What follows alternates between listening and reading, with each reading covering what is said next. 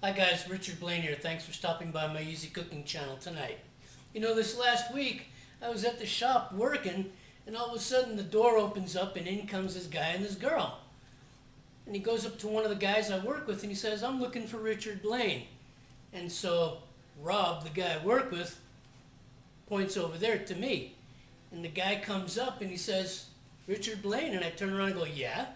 And he goes, "I'm Bo Hunter. Nice to meet you."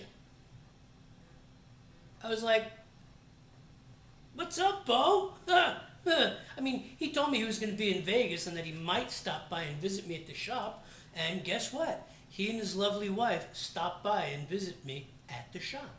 He took time out of his busy vacation schedule with he and his lovely wife to come and see me at the shop. And I showed him around the store and we shoot the shit for a while and it was fantastic. He's a top-notch guy. He's a top-notch guy and an A1 Class A YouTuber. We had a good time. He's from Mass. I'm originally from New York City. And we had a great time. He's a nice guy. And I just wanted to say on this video, before I go ahead with dinner tonight, that I really appreciate you stopping by the shop, Bo. You and your wife are lovely people. Thank you very much. And I hope to see you again. Anyway, guys, like I said, Bo's a great guy. You should check out his channel. I'm going to have a link to it in my description. I just wanted you to know that. He's a top-notch guy, and I was very surprised. It made my day. Now, tonight, I'm going to make a dish from another YouTuber. Her name is Sandy, over at the Easy Cooking channel. And I promised her that I would make a dish called Birria, lamb stew, traditional lamb stew. This stew could be made with any kind of red meat, beef, lamb, veal, goat, even pork, even though pork is the other white meat. Okay, tonight I'm going to make it with beef and pork because when I went shopping and saw the price of lamb, I almost fainted. So tonight I'm going to make it with beef and pork. Okay, I'm going to make it just slightly differently, but it's going to be Sandy's recipe. Okay, I know you'll enjoy it. So as usual with YouTube, 15 minutes, let's get going, and I'll see you on the other side. Okay guys, first things first. You'll need a steamer basket, or a steamer pot, or an evaporator, whatever you have, or a triple cooker. Now, into that, I'm adding the first layer of beef and pork. Okay, and to that, I am adding some sliced onion. Okay, we're going to do this in layers. One whole sliced onion. Okay, just want to build layers. It's going to get a little tight in here because my steamer is not as big as the one that Sandy used. Okay, there we go. One layer onion. Now I'm going to press it down. Okay, and to that I am going to add some herbs. Okay, now Sandy used fresh, but I don't have fresh on hand, so I'm using some dry marjoram. A total of about 2 tablespoons. 1 tablespoon per each layer. Okay, there's some dried marjoram, some dried thyme. Okay, about 1 tablespoon per layer. Okay, it'd be really, really good. There we go. And to that, I'm just going to add just a little dash of rosemary, about a teaspoon per layer. I know it's not in the recipe, but I thought it would add a nice aromatic fragrance and flavor. Okay, and to this, I'm just going to add a little bit of the garlic on this layer. It's about 5 cloves all together, so about 2.5 cloves on this layer. And I chopped it fine because I actually want the garlic in my stew. Now, I'm going to add the second layer of meat, beef and pork. Alright, squeeze that down. Okay, just get it in there. My equipment just barely made the grade on this. Just enough to hold 3 pounds of meat. There it is, second layer. Okay, now to that second layer, a little more dried marjoram, the other tablespoon. Okay, and the other tablespoon of dried thyme. The dried herbs are going to make for stronger flavors, but that's okay. And the last teaspoon, a little bit of dried rosmarino. Okay? And that's it. That's all there is to it. Okay? A little bit of the garlic.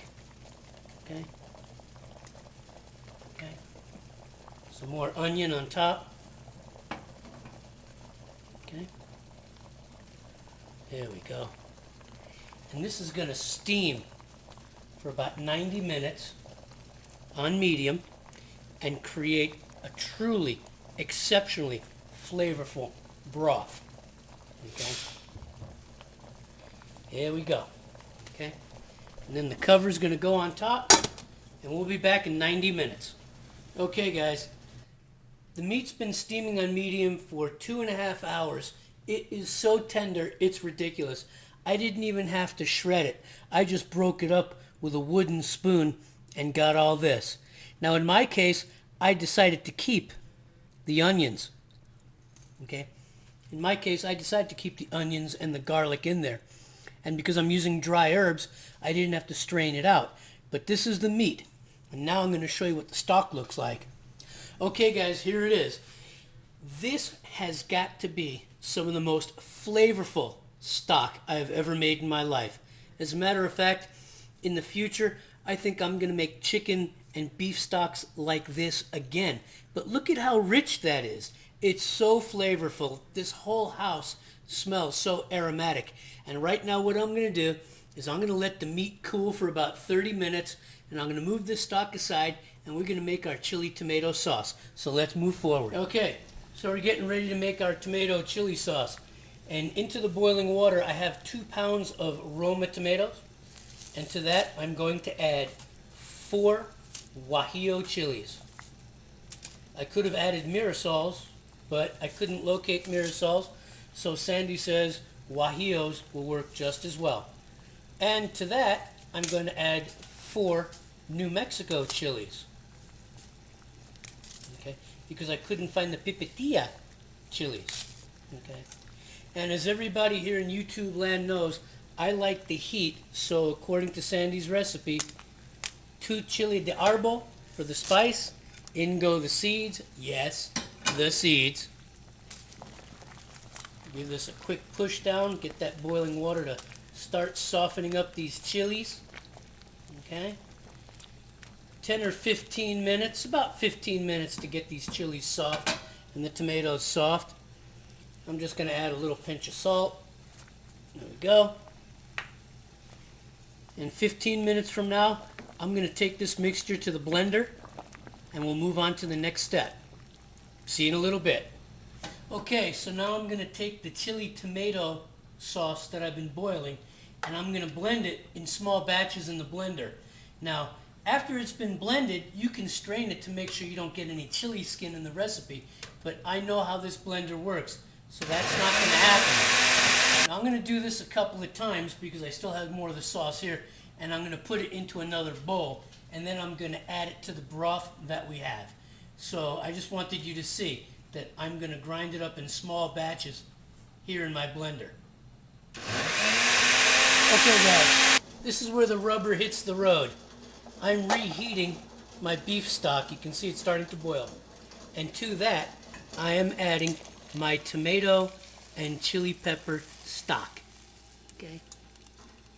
Now, I am going to bring this to a boil, and then I'm going to re-add the meat to it and cook the meat in it for about 10 minutes, and we're going to be good to go.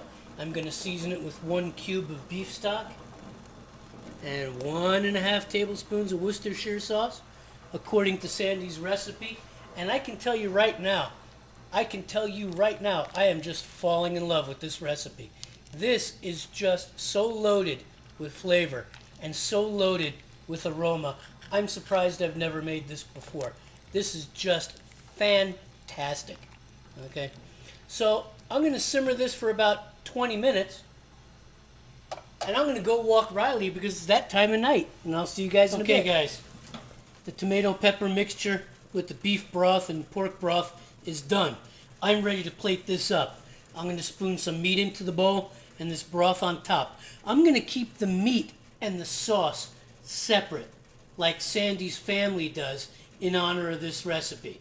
So I'm going to put some meat in a bowl, and I'm going to get some of this broth on top of it and top it off with some onions and lime wedges, and then it's time to eat. There you have it, guys. Traditional Mexican birria stew made with beef, pork, some rice, some lime wedges. Okay? This is a delicious recipe. I'm glad I took it from Sandy. Okay? I'll leave a link to her channel on my description for this. But this is going to be delicious. I'm really looking forward to eating this. I want to thank you for stopping by, and I'll see you on the next video.